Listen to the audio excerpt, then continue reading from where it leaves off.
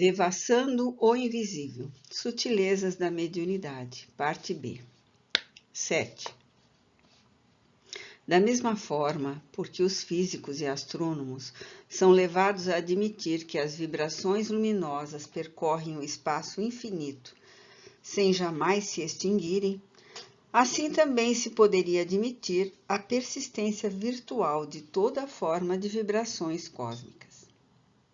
E como, além de tudo, os estados da matéria e as vicissitudes dos organismos vivos se resumem numa sucessão de vibrações sui generis do éter, conclui-se que eles devem continuar a existir no estado virtual ou potencial em uma ambiência qualquer, a chamada por Meyers meta-etérica, de onde os sensitivos poderiam extraí-los e interpretá-los graças à relação estabelecida entre eles e a ambiência receptora.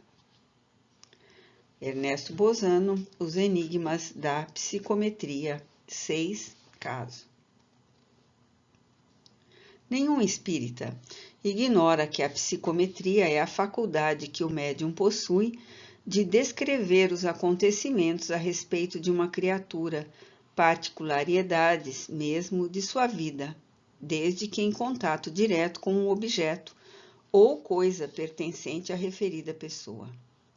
Essa faculdade estranha e bela, ainda pouco estudada, vai ao extremo de permitir ao médium sentir e descrever as impressões de pequenos animais, de vegetais e até da matéria inanimada. Ernesto Bozano, já por nós citado várias vezes, refere-se em sua encantadora obra, Os Enigmas da Psicometria, à médium inglesa Edith Hawthorne, que, em contato com uma pena arrancada a um pombo-correio após longo voo e um pequeno galho de árvore, descreveu as impressões do pequeno animal durante o mesmo voo, assim como acontecimentos desenrolados no próprio local em que se erguia o pombal, ao passo que igualmente descrevia não somente o que se passaria com a árvore, isto é, o seu desenvolvimento, a florescência, a distribuição da seiva e a expansão das raízes, etc. Mas também as impressões de vermes que viviam no subsolo, onde se erguia a árvore, pronunciando mesmo com 5 horas de antecipação o motivo da inquietação dos vermes, ou seja, o desabamento do subsolo onde se achavam, motivado pelas escavações de uma galeria de minério da região. Tudo rigorosamente estudado e comprovado pelos experimentadores que residiam em Dudley, Inglaterra, onde a médium jamais fora, pois que residia em Londres. Outra médium, psicômetra, Elizabeth Denton, em contato com uma lasca de pedra recolhida de uma região de minério de chumbo, nos Estados Unidos, descreve a história da mesma pedra desde que foi arrojada das profundezas de um vulcão durante uma erupção, relatando, tal se fosse a mesma pedra, os sucessos com esta ocorridos através dos séculos. Note-se que as médiuns ignoravam, às vezes, os objetos que se lhe apresentavam para serem psicometrados, pois houve em certas experiências o cuidado de ocultá-los, envolvendo-os em algodão ou retendo-os em embrulhos ou caixas muito bem atadas. Analisada por vários pesquisadores, essa mediunidade foi constatada real, não obstante os mistérios que envolvem suas possibilidades. Ora, sendo a mediunidade em geral ao que se observa uma sensação ou uma percepção, participante de determinadas funções da consciência, e sendo estas entendidas como potência da alma que traduzem a sua individualidade, acreditamos que todas as criaturas sejam dotadas dessa faculdade, em grau maior ou menor, dependendo de um estado mais ou menos acentuado de desenvolvimento ou experimentação. Todavia, parece-nos que no estado de desencarnação ou de despreendimento espiritual, esse atributo da nossa individualidade anímica emerge espontaneamente, visto que no que a nós próprios respeita, certos acontecimentos desenrolados durante aquele segundo estado parecem confirmar nossa impressão. Durante o despreendimento parcial sob a ação dos nossos mentores espirituais, temos tido ocasião de visitar. Não encontramos termo apropriado para esclarecer o que então se passa. Animais como o boi, o cavalo, o cão e o gato.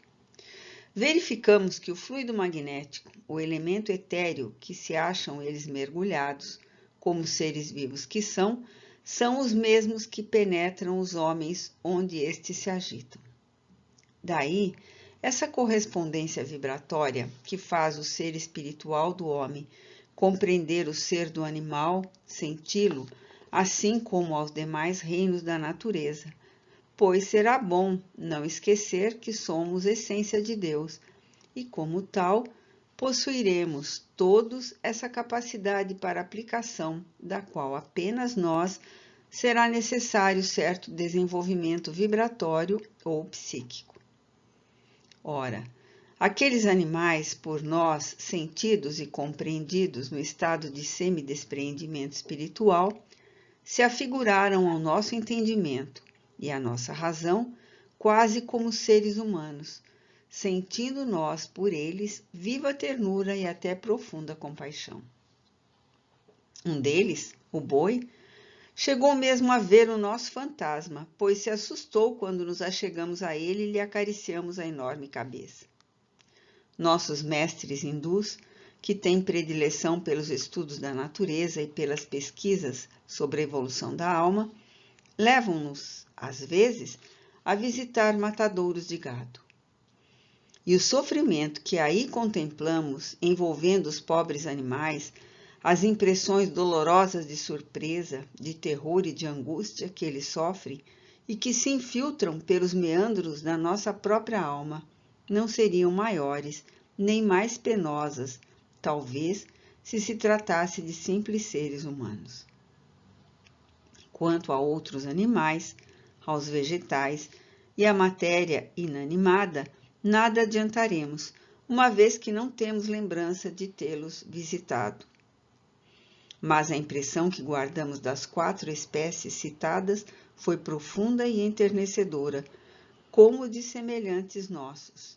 Desses exames, a menos agradável a nossas recordações foi o do gato, cujas vibrações traduziam ao nosso entendimento psíquico sentimentos bem mais inferiores do que os outros. Parece que tais estudos transcendentes e de pouca aceitação sobre a Terra, a par da cosmologia e outros empolgantes, profundos como a astronomia e a arqueologia, etc., fazem parte da iniciação superior a qual somos chamados, e que tanto serão permitidos ao espírito desencarnado como ao encarnado durante o sono, dependendo apenas da sua aplicação ao estudo e da vontade de progredir. Daí advindo então as descobertas que de vez em quando surpreendem o nosso globo. Cuidaremos a seguir da psicometria de ambiente, a qual a revelia do sensitivo lhe permite rever em um ambiente qualquer as ocorrências ali verificadas muito antes, às vezes mesmo há séculos. Visitamos certa vez uma amiga de nossa família, cuja residência muito antiga, de aparência senhorial, datava do Segundo Império. Tratava-se de uma chácara, já arruinada, localizada em adiantado subúrbio do Rio de Janeiro. Nossa visita, que se estendeu por 6 dias consecutivos, necessariamente nos obrigou a pernoitar na dita residência outras tantas noites. Não nos foi possível, porém, conciliar o sono na primeira noite ali passada, enquanto que nas subsequentes, apenas pela madrugada, repousamos ligeiramente, o que nos debilitou, alterando a saúde. É que o que ali acontecera durante a escravatura pelos meados do Segundo Império nos foi revelado pela própria ambiência onde os fatos ocorreram, fotografando-se imagens, provavelmente, nas ondas etéricas de que trata o Sr. Meyers. A chácara fora uma fazenda de escravos. Assistimos ali, então, às cenas típicas da escravatura. Desapareceram as ruas atuais que estruturam o bairro, a paisagem que compõe o panorama do momento. As nossas percepções espirituais, estávamos em vigília. O que víamos não era como em sonho, nem durante os transportes, mas em nosso estado natural, embora estivéssemos já recolhidos. Se delineara a fazenda antiga, as senzalas, os milharais, o canavial, a movimentação cotidiana, acompanhada do cântico dolente e magoado dos escravos que iam e vinham em suas lides obrigatórias, sobraçando pesados cestos ou carregando à cabeça sacos ou feixes de lenha e ferramentas, ou batendo enxadas, etc. Toda a excitação de um dia de trabalho, numa pequena propriedade rural, objetivou-se aos nossos olhos espirituais, atônitos que não chegavam a compreender o que se passava. No pequeno pátio lateral, para onde deitavam janelas e portas do aposento que ocupávamos, separado do terreiro fronteiro por um muro, típica obra de cantaria que denunciava o labor do braço escravo, vimos uma escrava trajada de saia preta e camisa de algodão cru, lenço branco à cabeça, mexendo com enorme colher de pau em um grande tacho de cobre, cujo conteúdo fervia sobre um fogão de pedras e tijolos, no próprio chão, parecendo tratar-se do sabão de cinza, fabricado em casa, o que era comum naquela época. E até há bem pouco tempo, em certas cidades do estado de Minas Gerais. Outra escrava, no mesmo local, em plano aéreo, pouco mais elevado, surrava com uma palmatória um moleque, provavelmente seu filho, regulando 8 a 10 anos, o qual, de bruços sobre seu joelho, esperneava, gritando sem parar. E vimos um velho escravo, atado ao pelourinho pelos pulsos, para o suplício do chicote, o qual chorava e gemia angustiadamente, invocando o socorro divino. Meu Deus do céu, meu anjo da guarda, tenham dó de mim, enquanto se repetiam os estalidos do chicote acionado pelo capataz. Nota da médium. Não fora a assistência de nossos guias espirituais e ainda a operação psíquica para a imunização do médium a que já nos referimos, a estas cenas, suportada por nossa faculdade durante 6 noites consecutivas, provavelmente teriam alterado nosso sistema de vibrações mentais, ocasionando um gênero de obsessão. Nada nos sucedeu, porém, a não ser o aprendizado que fizemos com a providencial visita à nossa amiga. E surpreendemos ainda, cremos que perfeitamente materializada e não retratada nas ondas etéricas, uma dama de aspecto senhorial, esbelta e bonita, com longos e amplos vestidos de tafetá azul forte, cabelos muito negros e luzidios, penteados com esmero, brincos de pingente de ouro, tão compridos que lhe iam quase aos ombros, colar amarelo reluzente como de ouro, um laço de veludo negro ornando o topete dos cabelos. E até mesmo o ruge do tafetá e das saias engomadas ouvimos quando de suas idas e vindas pela casa, passando por nós como se tratasse de uma pessoa. Tais cenas e movimentação, no entanto, eram confusas, como incrustadas umas nas outras, sem sequência lógica ou enredo previsto. No dia imediato à primeira noite que ali passamos, participamos a nossa amiga, cujas ideias eram igualmente espíritas, a singularidade observada, tendo cuidado, porém, de omitir os detalhes mais fortes, visto que poderíamos não ser devidamente compreendidos. Ouvindo-nos o relato do velho escravo ao pelourinho, respondeu excitada: esta chácara foi uma fazenda de escravos ao tempo do Império. Ainda existem nos fundos do quintal as ruínas de um pelourinho. Com efeito, levando-nos a uma pequena elevação existente nos fundos do extenso terreno, contemplamos o pedestal em cantaria pesada, ainda quase intacto, e os restos da coluna nos quais eram amarrados os pobres negros para serem açoitados. Diante dessas ruínas, nossa alma chorou enternecida, elevando uma prece fraterna em intenção do pobre velho, cujo drama entrevíramos na véspera, narrado pelas próprias vibrações locais. E também pelo seu algoz, que certamente, por meio de uma reencarnação reparadora, andará pelas ruas do próprio Rio de Janeiro a exercer o bem em desagravo das odiosas atitudes do passado. Hoje, quase 20 anos após essa visita, no mesmo local, ergue-se belo edifício de apartamentos residenciais. Detalhe sugestivo e singular. Nessa mesma residência, algum tempo depois, o espírito, Dr. Adolfo Bezerra de Menezes, forneceu à nossa visão espiritual quadros expositivos do seu romance, mais tarde ditado por intermédio de nossa psicografia, A Tragédia de Santa Maria, em cujas páginas existem cenas do tempo da escravatura no Brasil. Ainda no Rio de Janeiro, residimos certa feita numa casa que fora construída por um velho casal de operários espanhóis. Numa dependência, aos fundos, habitavam filhos e netos do mesmo casal, de idêntica nacionalidade. Ali, porém, permanecemos apenas 8 dias, dado que não nos foi possível conciliar o sono de forma alguma durante aquele espaço de tempo. Cenas dramáticas, duelos, lutas, assaltos a viajantes, assassínios, fugas precipitadas a cavalo, carruagens em disparada, casais em idílios muito suspeitos, se sucediam confusamente diante de nós, causando-nos penoso mal-estar.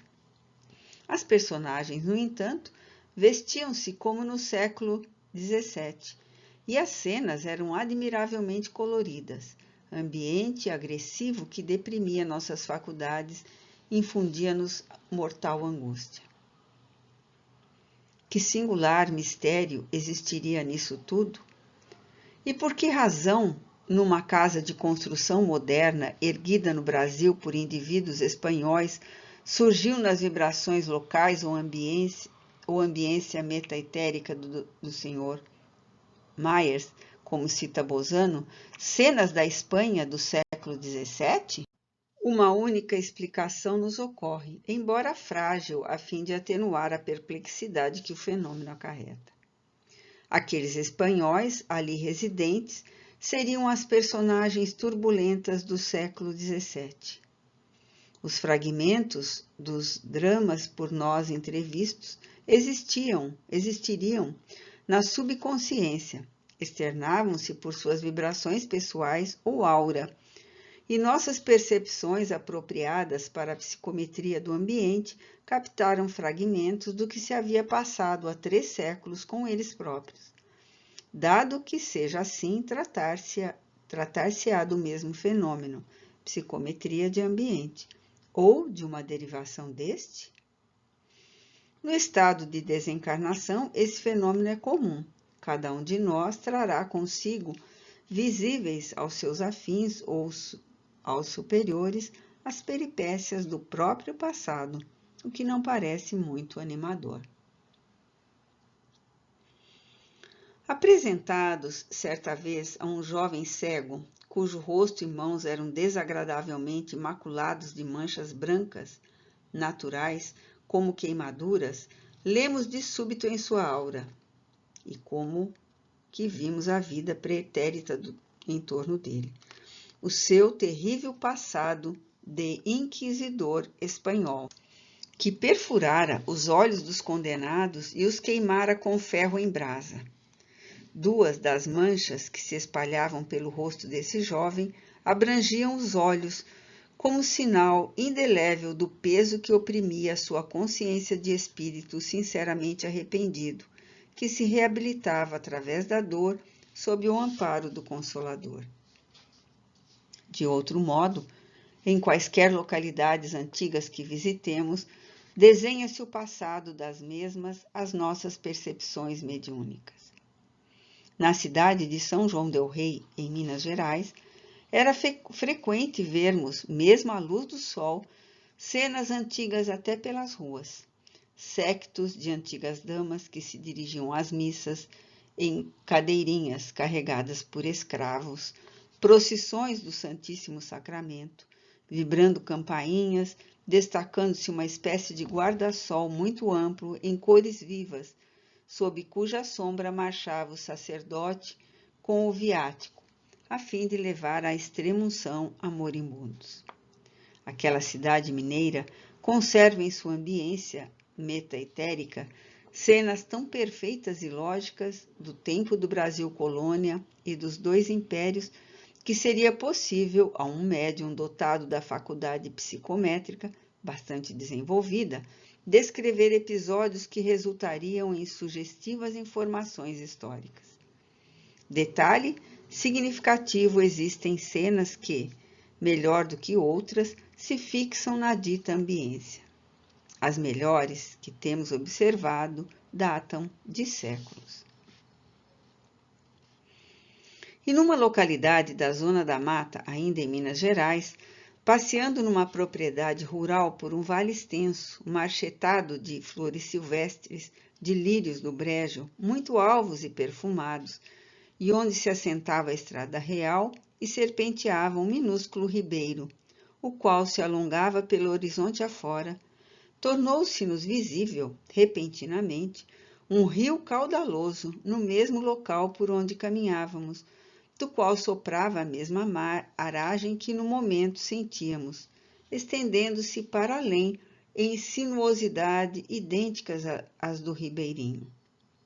Mais tarde, engenheiros que o mesmo local visitaram a serviço do governo, após exames demorados, concluíram que, há uns 4 ou 5 séculos, aquele pequeno ribeiro seria caudaloso rio, cuja passagem por aquele vale o fertilizara tanto que ainda hoje toda a região é rica de humo, própria à produção de cereais, que parecem explodir do seio da terra sob as bênçãos do próprio céu. Oh, que estranhos poderes existem latentes nos arcanos da nossa personalidade espiritual para que os segredos que os séculos guardaram nos sejam assim revelados? Tinha razão o professor Bozano ao afirmar que o mistério que envolve a psicometria é desorientador. Cumpre-nos, porém, a nós outros, espíritas, estudar nossas almas originárias do céu, procurando conhecê-las em todas as suas possibilidades, a fim de cultivarmos suas poderosas faculdades, que em nós traduzem a personalidade divina com que o Criador Supremo nos dotou ao nos criar a sua glória, a sua gloriosa imagem e semelhança.